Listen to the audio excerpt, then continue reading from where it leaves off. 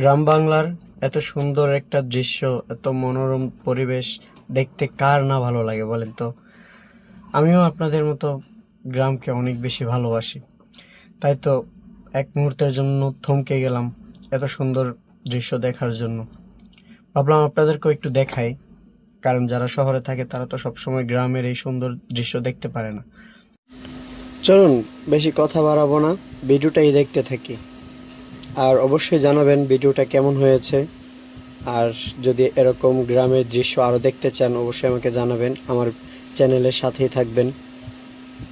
আমি আশা করব এর চাইতে আরও সুন্দর সুন্দর গ্রামের যে ঐতিহ্য, গ্রামের সুন্দর সুন্দর দৃশ্য সব কিছু আমি আপনাদের ঘুরে ঘুরে দেখাবো।